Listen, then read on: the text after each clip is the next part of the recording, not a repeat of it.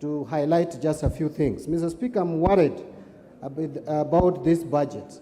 So worried because, Mr. Speaker, when President Ruto took power, he said that he was going to reduce the budget of 2022-2023 by 300 billion shillings.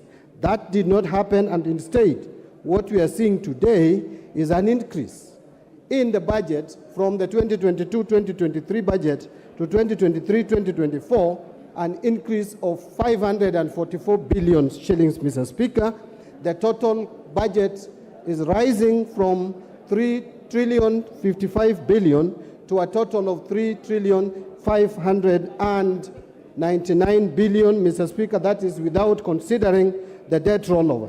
Mr. Speaker, if you look at this budget, and it is broken down into total executive expenditure, parliament, judiciary, and other CFS, the financing of this budget is going to be a challenge, Mr. Speaker, because this country is deluding itself that we can raise ordinary revenue from 1,917 billion in the current financial year to 2,571 billion in the next financial year.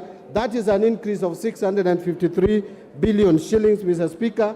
Very unrealistic, very ambitious, likely not to be realized. The total revenue projected to be collected is going to rise from 2.23 trillion to 2.935 trillion. That's an additional 705 billion. Even with the crazy taxation measures that have been proposed in this House, you can still not realize an increase in collection of revenue to the tune of 700 billion in one single financial year.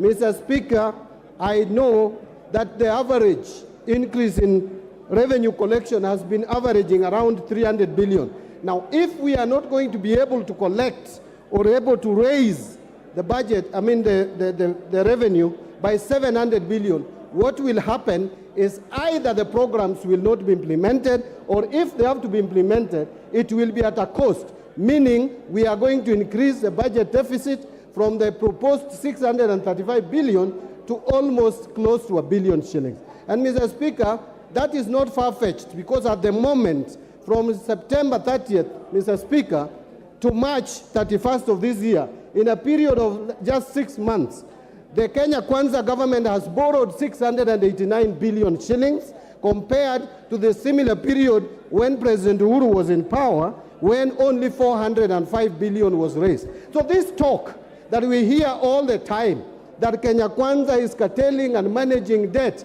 it is just hypocritical, it is theoretical, but the actual fact is that Kenya Kwanza is borrowing monies more than what President Kenyatta did borrow. And so we are headed into a situation where this country is going to face financial distress, Mr. Speaker. I